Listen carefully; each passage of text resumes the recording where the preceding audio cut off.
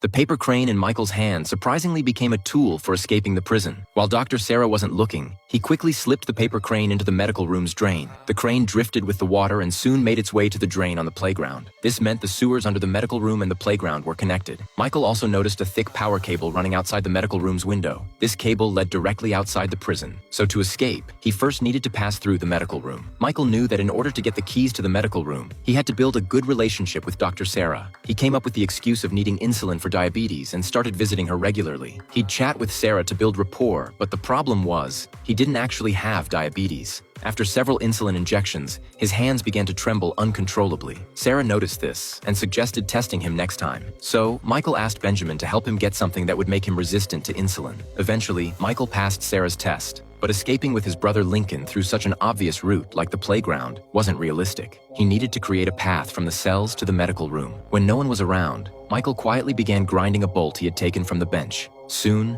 the bolt became a makeshift wrench. The plan seemed perfect, but digging a tunnel in the cell to escape wasn't a small task. Besides, he had a roommate, Sukra, who would certainly notice if he started digging. So, Michael needed to bring Sukra into the plan. But first, he had to test whether Sukra could be trusted. During a shift, Michael intentionally hid a phone in front of Sukra, then had his brother report that someone had hidden a phone, and that person was Sukra. In prison, hiding a cell phone meant an additional 2 years on your sentence. The guards immediately went to confront Sukra, but to Michael's surprise, Sukra, despite looking laid back, was loyal. He risked being sent to solitary confinement and didn't betray Michael. As a reward, Sukra asked to borrow the phone to call his girlfriend, but when he picked up the phone, it was just a bar of soap painted black. Sukra felt played and angrily confronted Michael. Michael then told him everything about the escape plan, even about wanting him to join in. Sukra was even angrier. With only 16 months left on his sentence and his girlfriend waiting for him, he didn't want to risk escaping. Not wanting to get involved or betray Michael, he immediately requested to be moved to another cell. The good news was that the gang leader, John, joined Michael's escape plan. He could provide Michael with everything needed for the escape. With John's protection, Michael could operate much more easily in prison. However,